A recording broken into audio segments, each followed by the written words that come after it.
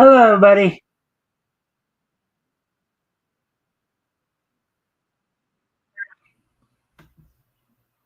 All right, welcome to the Mikestand. Today is, of course, Wednesday, July 23rd, 2025. That means, of course, that it's hump day.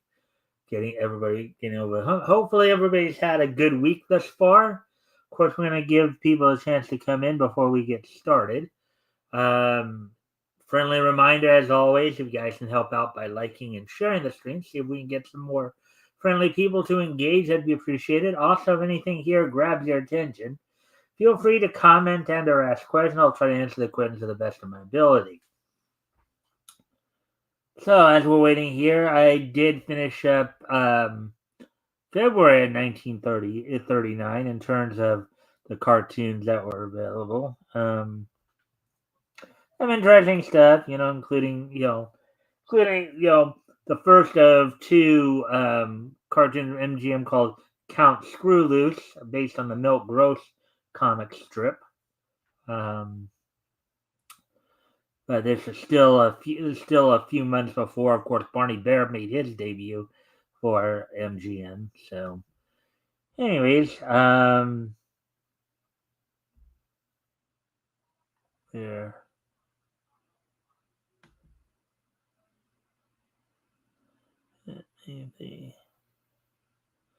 I'm just seeing if anybody. Let's see. Right. So just after two. Let's see. Yeah. So as we are getting into 1939, it does seem like more companies are starting to go more color. There a lot of their newer cartoons, of course. Warner Brothers, the Looney Tunes cartoons were all still black and white with Porky Pig and some of Daffy Duck as well. But all the Merry Melodies were were color. Let's see. Popeye was still in black and white. Let's see. I think Gandy Goose is starting. Gandy Goose for Terry Tunes is starting to become more colored as well. So, and of course, in April, coming up in April, the last Silly Symphonies cartoon will the last official Silly Symphonies cartoon will hit in April of 1939, in which the Ugly Duckling.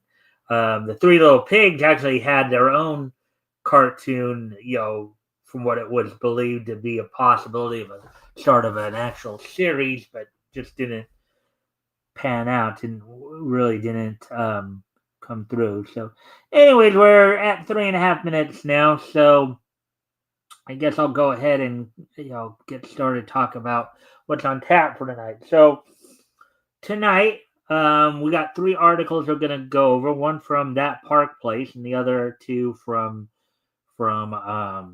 Me TV Tunes. All cartoon related, as it were. So there's some more news coming. With tonight being the premiere of the latest season of South Park. There's apparently some. So Paramount picks South Park over Colbert. Trey Parker and Matt Stone get big comedy bucks. Late show done. So there's that. There's also a couple articles from MeTV Tunes we're going to be looking at. One of which, I guess, the current CG. So from what I understand, I guess Rihanna, the musician, has been doing the voice of Smurfette in the latest Smurf project, the latest CGI Smurf project, and we're going to actually get as an article they did talking to her about how the Smurfs were her favorite cartoon growing up. So we'll take a look at that. Also, got some portions of an interview that Tex Avery did a while back talking about Bugs Bunny. So plus we'll have the wrestling wrap up. We'll look back to last night's WWE NXT. Look ahead to tonight's Dynamite. See what's going on for tonight. as of course, AEW is, of course, WWE is continuing to build towards SummerSlam in a little over a week, about a week and a half here, while AEW is looking at, basically building towards Forbidden Door coming up in about 3.5 weeks. So, let's see.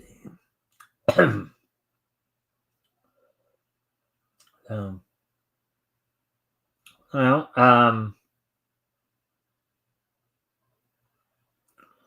so with that being said, of course, plus we'll finish things off with this day in each history as well. So, with all that being said, of course, why don't we go ahead and get started then? Well, let me just do my little thing real quick, and then we will get started on covering the news.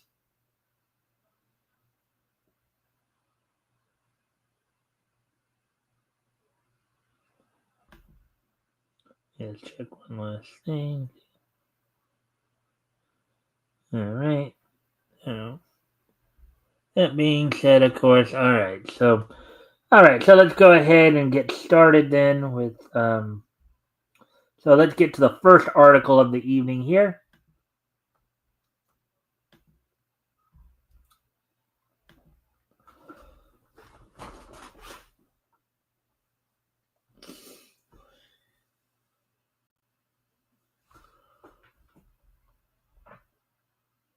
Alrighty then. So with that being said, let's go ahead and get started here. Alright, so get into this. Paramount picks South Park. What in the world is... Okay.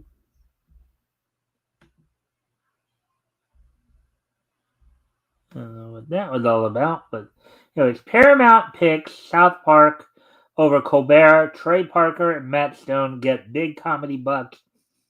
Late Show done. Article published earlier today by WDW Pro. All right, so let's get into this then.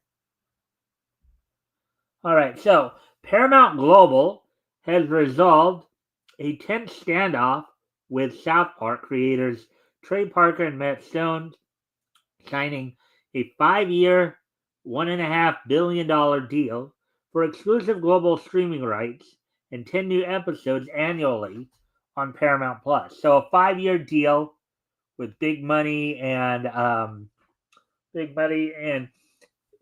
solid episode count of 10 episodes. So basically, they've just been commissioned to produce 50 episodes for for $1.5 billion. So 1.5 billion divided by 50.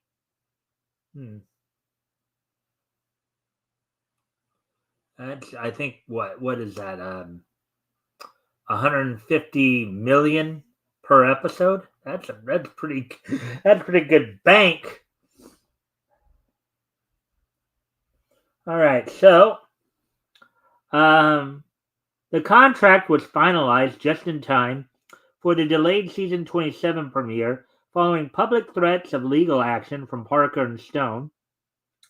This marks a significant alignment between creator demands and Paramount's content strategy, and it comes amid broader organizational upheaval. Now, of course, we've been covering this story for the last few weeks, as initially season 27 of South Park was originally supposed to debut, I believe it was 2 weeks ago, back on the 9th, but due to some of the things going on right here now, it was delayed. So, but anyways, getting it. At the same time, Paramount has announced it will cancel The Late Show with Stephen Colbert, scheduled to air through May 2026. The network cited, quote-unquote, purely financial reasons, despite Colbert's consistent #1 ratings for 9 seasons on network television. However, Colbert and and the other late night host have seen significant declines in viewership and have not topped Gutfeld on Fox News for a top overall late night show in almost 2 years. Now, mind you, just because you are at the top of a list doesn't always mean it's a good thing. If they're actually one of the things I think I did read or heard some comments about is that network late night network TV has been going down quite a bit, but I think network television, broadcast television, has been going down kind of steadily for the last few years because of stream. More people are looking to streaming for their entertainment nowadays than I mean the advantage to being able to stream something, of course, is that you can be your own program director. If you don't like how a particular station is scheduling their shows that you like to watch, you can just go to a streaming service and do your own schedule, right? You don't have to stick to the network's schedule, as it were. You can be your own program director. But anyways, in fact, Gutfeld regularly has ratings that would beat two of the traditional late night shows combined. Well, cable has slightly better viewership than broadcast television, and then of course streaming has the best of all, right?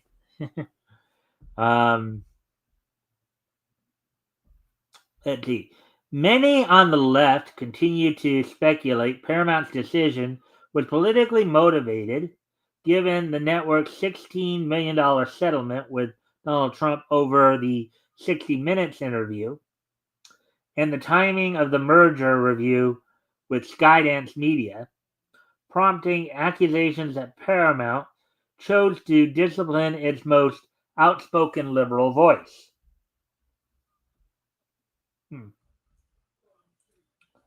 Support for Colbert poured in from across the late-night landscape.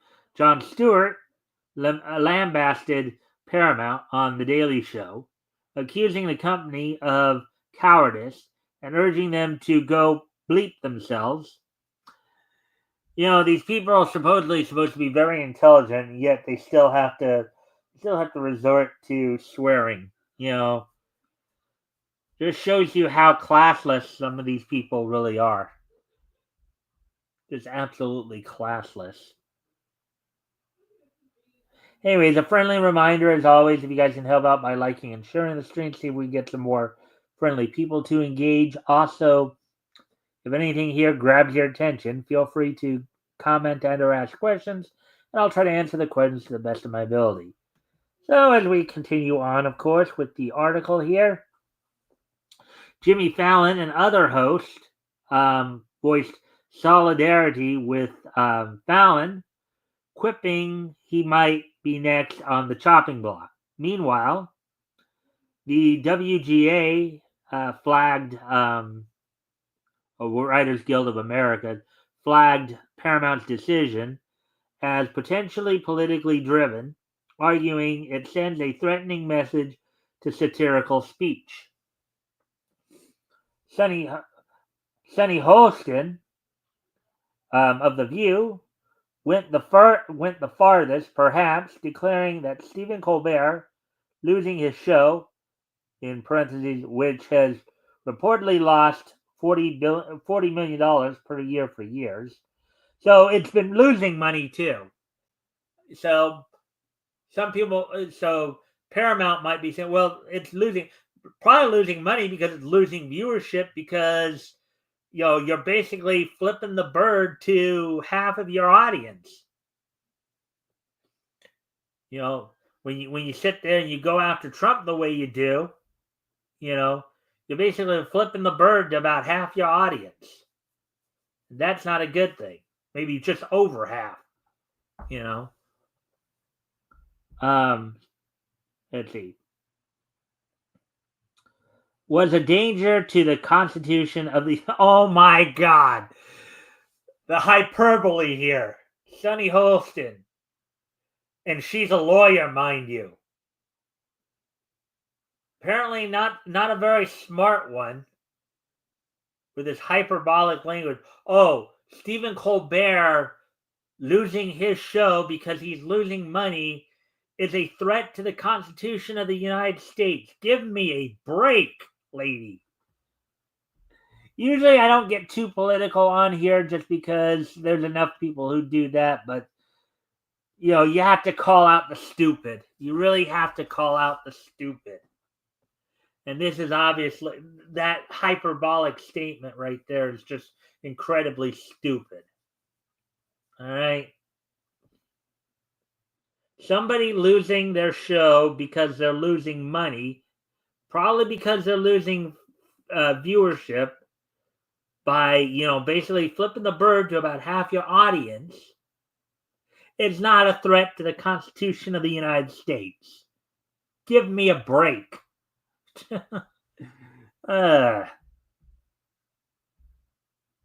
Anyways, let's get back to the article here. Now, again, normally I don't get too much into, I don't try to get too deep into the politics. So most of you have been around a while, know my overall views on things, but, I usually try not to let them get too much into it because, we have enough people who do that. I usually just focus, again, this article is primarily about the point that Paramount is giving big bucks to South Park while basically canceling the Late Show with Stephen Colbert. That's what this article is primarily about. So just so you know. But anyway, then we continue on with the article here. A more sober-minded, in parentheses, and sane view of the situation, however, reveals that Paramount is likely aiming for less partisan fare, which is a fair assessment, and likely at the behest of Skydance. Otherwise, why pay massive money to get the rights to South Park? The juxtaposition of these two deals suggests Paramount may be shifting its focus toward less politically charged comedy. South Park, well known for satirical fire, delivers its critiques through a cartoon lens, arguably detached from direct partisan targeting, making it more palatable to a broader global audience. Now, I myself, full disclosure here, I've never myself ever watched or got into South Park, but from everything I've heard, they're pretty even-handed, with their fare. Okay, they'll go equally after both sides. They don't sit there and if they go after anybody, they go after them equally. They don't sit there and just lambast one side over the other. Now maybe there are some people here who are actually have watched South Park or who have watched South Park and or know a little bit more about it than I do and can probably give me a little more context or what have you, or correct me if I am wrong on that. But from what I've always understood or heard, they tend to be pretty even-handed. So, anyways, let's see, where are we going here? Okay. In contrast, well, yeah, making it more palatable to everybody. Yeah.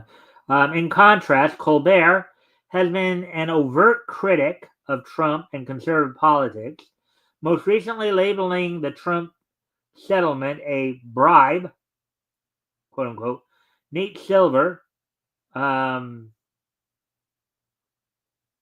though South Park, I don't know why Nate Silver's name isn't there, but and though South Park has mocked President Trump repeatedly, even through entire seasons, they are renowned for taking on all sides and not catering to any particular political point of view, which is what I was saying before. That's what I had heard as well. That they don't necessarily get political. A lot of these adult animated comedies do that. Most of them tend to be more even-handed. The same could be said for like The Simpsons, Futurama, American Dad, King of the Hill, all those. So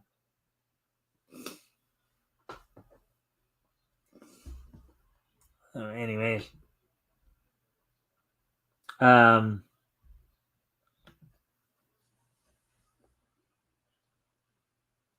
the timing is notable. Paramount's aggressive investment in South Park comes as Skydance prepares for an $8 billion acquisition pending FCC and regulatory approval, a process where perceived neutrality may be rewarded. Meanwhile, Colbert, a perceived ratings powerhouse, was sacrificed, raising questions about the company's threshold for financially and politically costly programs, which seems answered by the South Park decision. A carousel of celebrities criticizing, or a carousel of celebrities criticizing the business move as some sort of inappropriate overture to President Trump seems to fall under scrutiny and only makes people like Weird Al and Adam Sandler, both of whom, in parentheses here, both of whom are normally far outside the political spotlight, tarnished by being associated with such a colossal failure.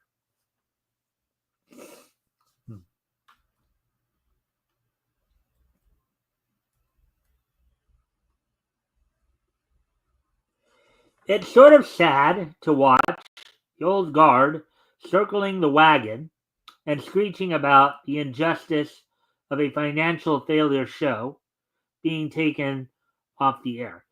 Yeah, it may be a ratings powerhouse. It may be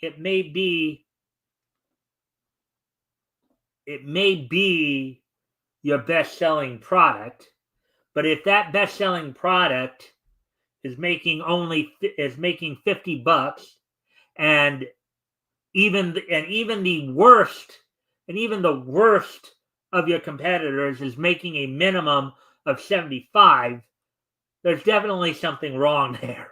Okay. So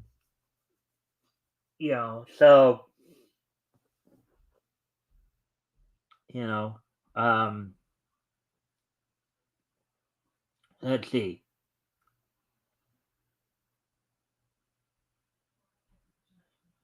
It's like a football team that refuses to accept the scoreboard, blaming it on the referees even when the game was never close. In this case, there is a winner. It's South Park. And maybe the other winner is the consumer who will be given a viciously funny show that pokes its finger in the eyes of both sides. Perhaps that's the cathartic thing society needs right now. It certainly seems to be what the market needs.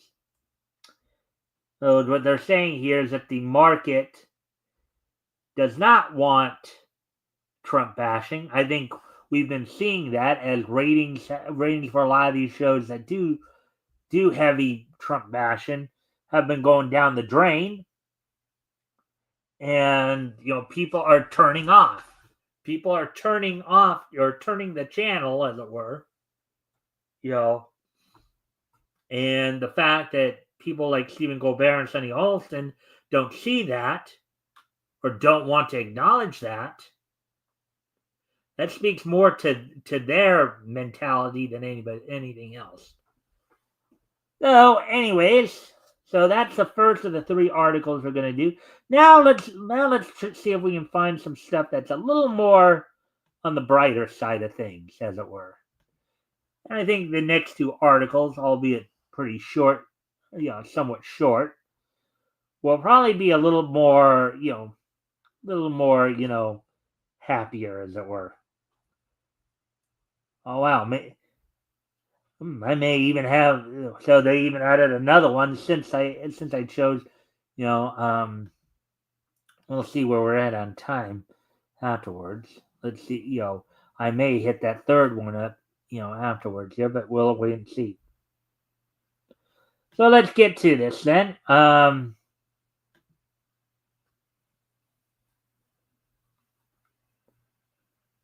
26. All right. So let's see where we're at after this. So here's the next article we're gonna do. Here's the next article we're gonna do here.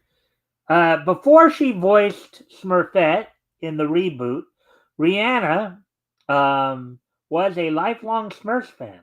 The singer expressed her love for the television series. Article published earlier today by MeTV Tunes. So there's the reboot version of Smurfette, and the person who I guess is providing her voice is Rihanna. So let's get into this article. While reboots typically have a bad rep,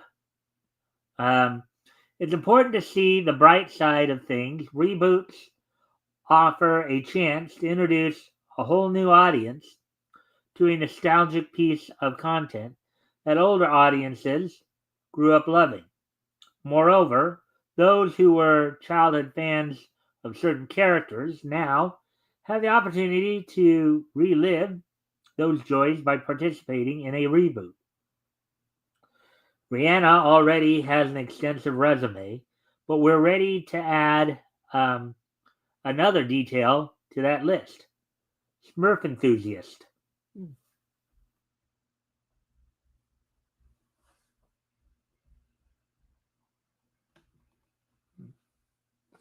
Again, if you guys haven't already, you guys can help out by liking and sharing the stream. See if we can get some more friendly people to engage. That'd be appreciated. Also, if anything here grabs your attention, feel free to comment and or ask questions, and we'll try to answer the questions to the best of our ability. So, with that being said here, the singer will voice Smurfette in the upcoming animated Smurfs film. However, it turns out that the film isn't just an opportunity to show off her acting chops. Like the rest of us, Rihanna grew up watching, in parentheses, and loving the Smurfs. Quote, having Rihanna on board was amazing, parentheses, said the president of Paramount Animation and Nickelodeon Animation during an interview with Variety. Quote, so Paramount, again, the same company that just axed the Late Show for South Park. So go figure. Quote, when we first met with her, we learned that the Smurfs were her favorite show growing up. And from that moment, everything just clicked. It felt completely natural to reimagine the Smurfs for today's audience with Rihanna as Smurfette because her genuine love for the franchise made her the perfect fit, unquote. Says the film's director, Chris Miller, also revealed that Rihanna isn't just a fan of the Smurf, she's a super fan. So I wonder how much. I wonder if Rihanna ever did get a chance to meet the late great Lucille Bliss, and or if she was able to take anything from Lucille Bliss's performances.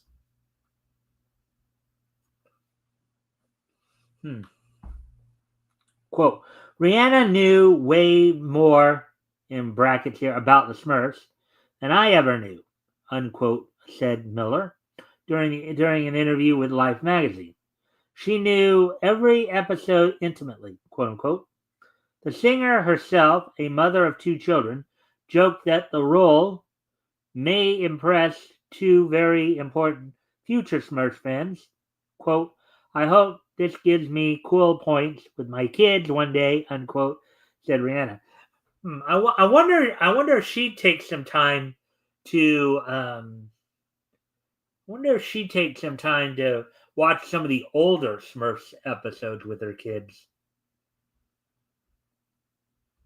Okay, and nothing. Usually they'll have like some kind of advertisement for the Smurfs. I want to just check something out here real quick. I'm just kind of curious to see how old Rihanna is, just simply because of the fact, obviously the Smurfs, even though the Smurfs were like basically first ran back in the '80s, it spent years.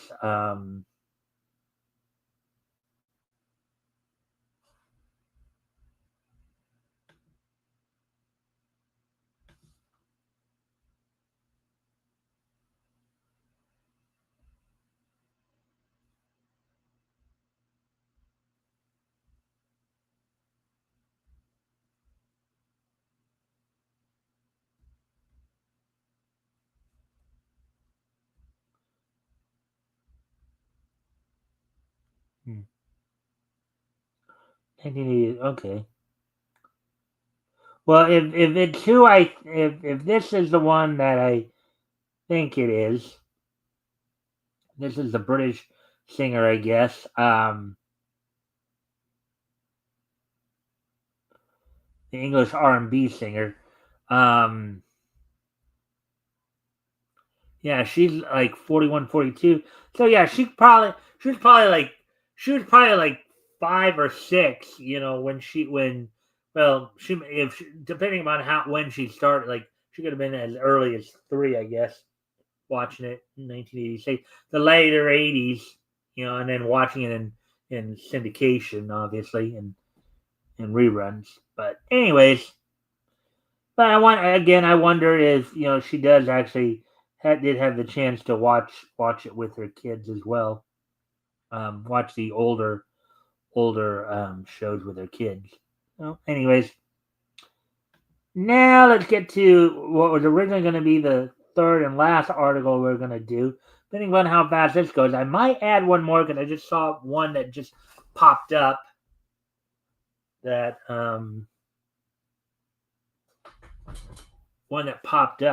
that looked pretty interesting too, and I'll show you that one in a moment. So Tex Avery described the initial fan reaction to Bugs Bunny's iconic catchphrase, "What's up, Doc?" Unquote. Bugs Bunny certified brat. Article published earlier today by MeTV Toon staff. So let's take a look at this one now.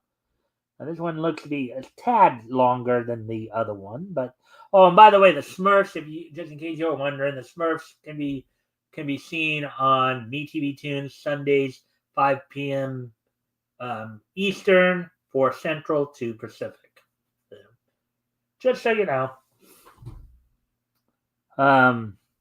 Look, we can't all be as cool as Bugs Bunny.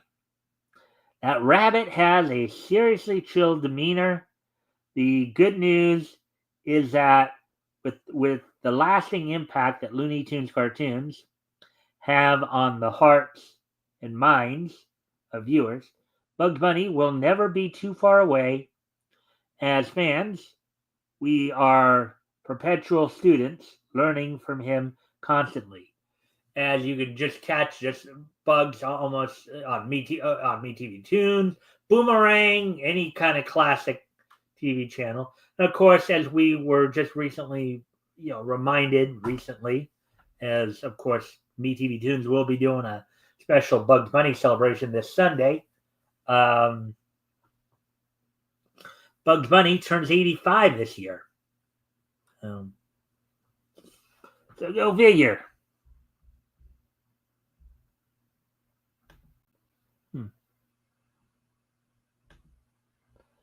All right, so save for a select few shorts, in parentheses, we're looking at you, tortoise beats hair, parentheses. Bugs maintains a fairly unbothered energy. It's a quality we envy him for, and it's something that Warner Brothers animator Tex Avery felt was crucial. Quote, he was a smart aleck, but he was casual about it, unquote, said Avery in The Great Cartoon Directors, written by Jeff Lindbergh.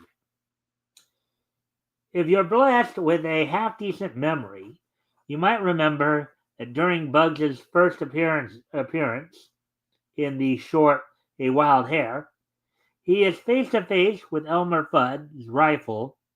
Um, it's a situation that would be sure to cause a lot of panic, but Bugs remains cool as a cucumber. The reaction, along with the catchphrase, was a hit with the audience. Avery knew he had struck gold. With Bugs, anything was possible. Quote, the opening line in the first one, in brackets here, Wild Hare, was, in smaller quote, what's up, Doc? Unquote, said Avery, um, in quotes, and gee, it floored him. They expected the rabbit to scream or anything but make a casual remark. Here's a guy with a gun in his face. It got such a laugh that we said, quote, boy, we'll do that every chance we get. Watch Bugs Bunny and Friends on MeTV Tunes, weekdays at 9 a.m. Eastern, 8 Central, 8 a.m. Central, 6 a.m. Pacific, and 8 p.m. Eastern, 7 Central, 5 Pacific. Saturdays at 8 p.m. Eastern, 7 Central, 5 Pacific. And Sundays, 12 noon Eastern, 11 a.m. Central, and 9 a.m. Pacific. So let's see. With that now, 38 minutes. Actually, I'll save the next article for tomorrow, just because I was trying to get to a certain time this time. But anyways, let me see.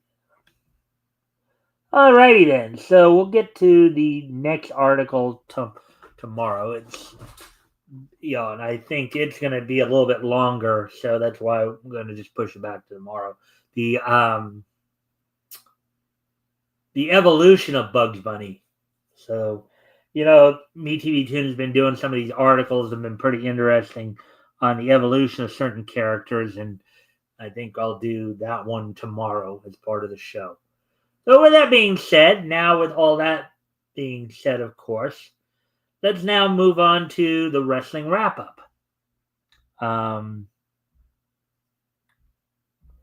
As of course, we're going to look back, of course, to last night's NXT and look ahead to tonight's Dynamite. As of course, WWE is making its way towards SummerSlam in about a week and a half next weekend, while AEW is continuing its march towards AEW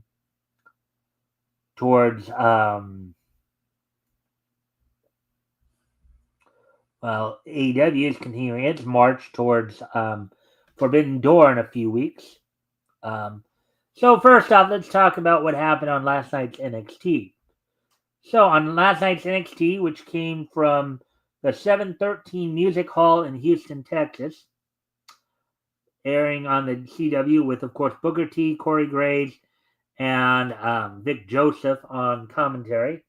The opening match saw a mixed 8-person tag team match in which the Cullings, Izzy Dame, Tatum Paxley, Sean Spears, and Nico Vance defeated NXT tag team champions Hank and Tank Ledger and Hank Walker, and as well as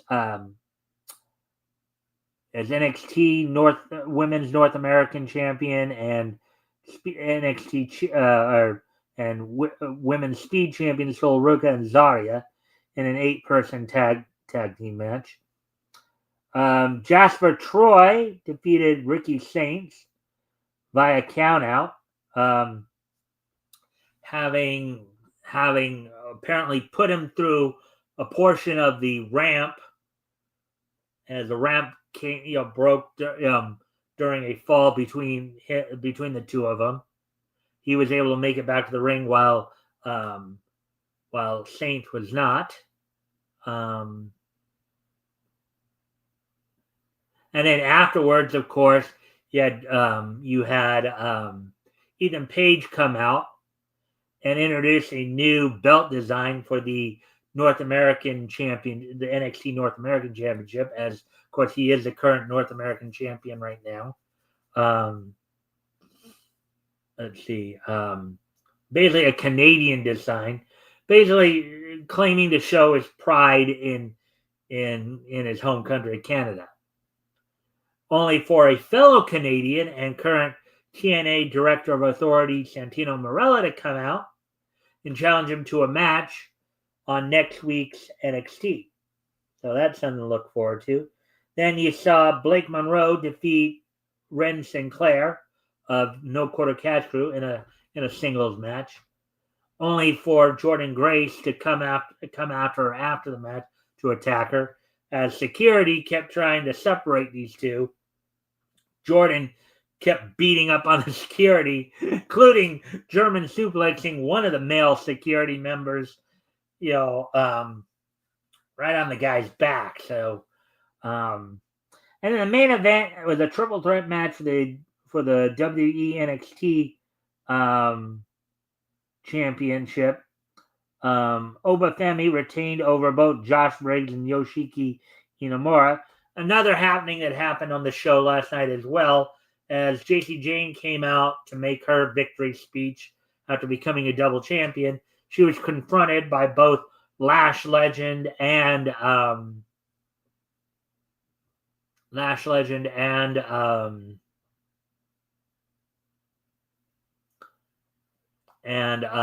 Parker, only for the two of them to clear out the ring of all three members of Fatal Attraction with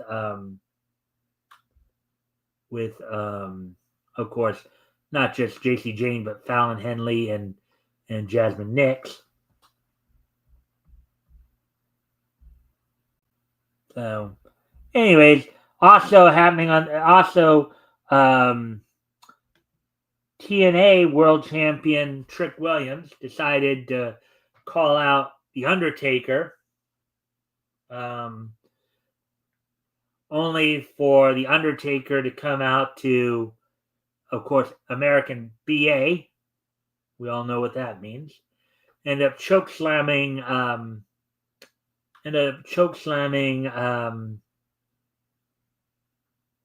Trick Williams.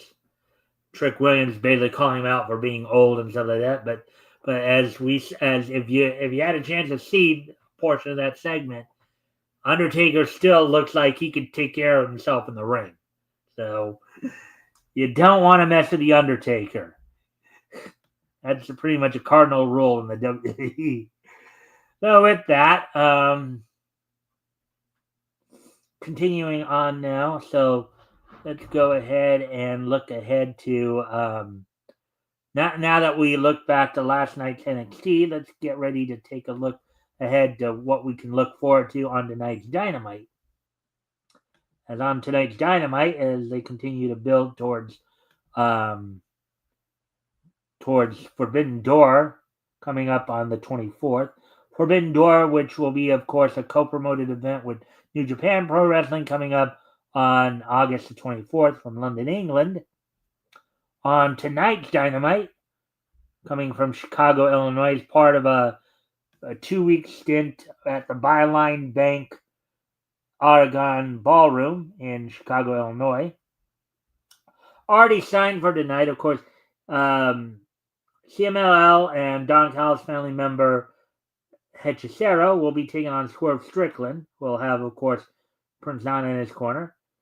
In a women's world title eliminator match, this is of course the eliminator matches in basically if the challenger wins the match, they earn a shot at the world title. If they lose, then they get sent back to the back of the line.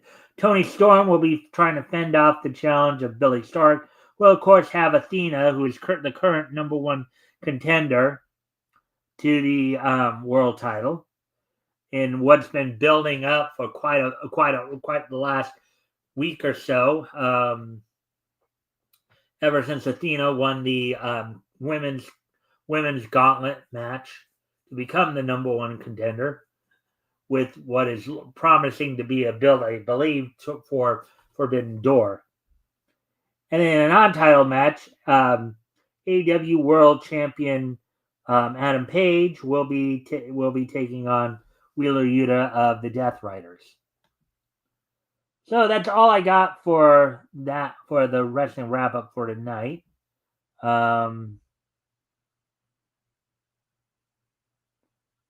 Actually, I need to step away. I'm sorry, I need to step away from the computer for a moment. I'll be right back. What I am going to do, I'll put some music on. I'll be right back.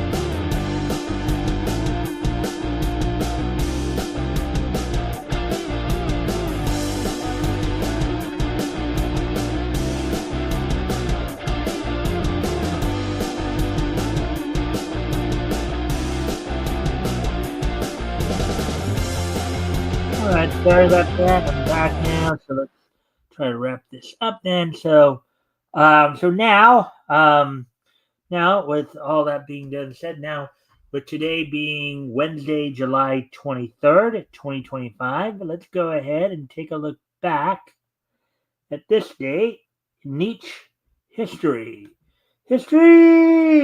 So,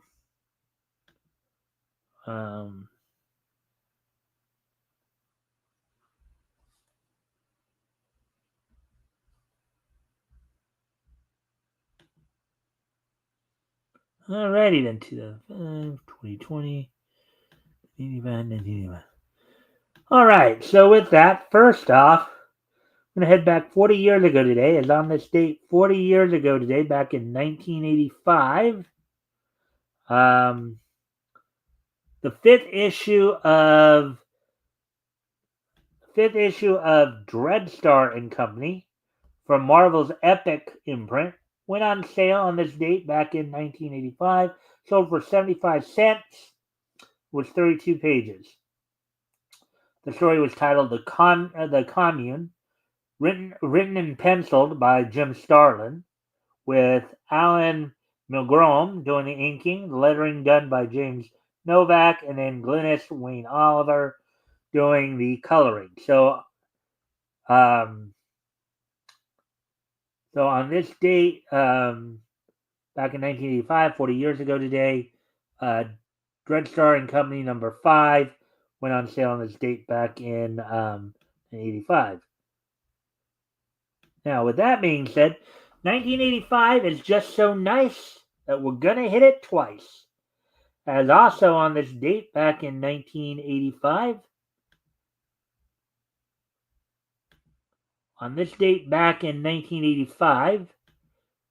down in Tampa, Florida, Jack Hart wins the vacant NWA Florida title by defeating Mike Graham in a tournament final. Now, Jack Hart is not part of the Hart family, as it were.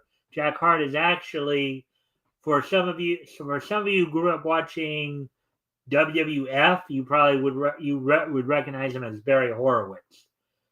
But Jack Hart was the name he would use on some of his earlier independent career. So on this date, 40 years ago as well, Jack Hart, aka Barry Horowitz, defeated Mike Graham to become the NWA Florida Heavyweight Champion in a tournament final held in Tampa.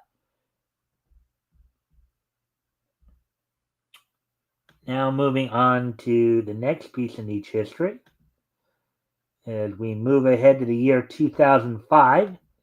As on this date in the year 2005, premiering in Japan as part of of course, the Full Metal Alchemist franchise, Bones' Full Metal Alchemist, the movie, Conqueror Shambhala, premiered in Japan on this date 20 years ago today. So 20 years ago today, Full Metal Alchemist, the movie, Conqueror of Shambhala, produced by Bones Studio, premiered in Japanese theaters on this date back in 2005.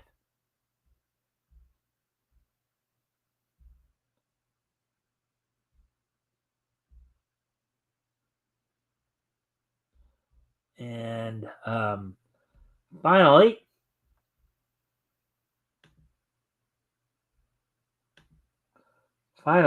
on this date 5 years ago today, back in 2020, premiering on HBO Max on this date 5 years ago today, Cartoon Network Studios' Tig and Seek premiered on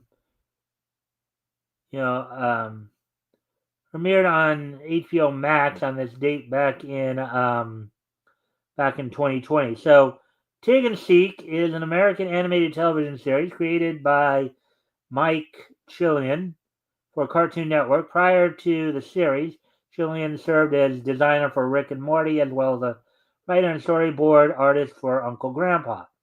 The series is produced by Cartoon Network Studios. It was originally set to premiere on Cartoon Network, but was moved to the then upcoming streaming service HBO Max. First season premiered on July 23rd, 2020. So 5 years ago today, Tig and Seek from Cartoon Network Studios premiered on HBO Max. So with that, I thank everybody for being here tonight. I hope everybody enjoyed the show.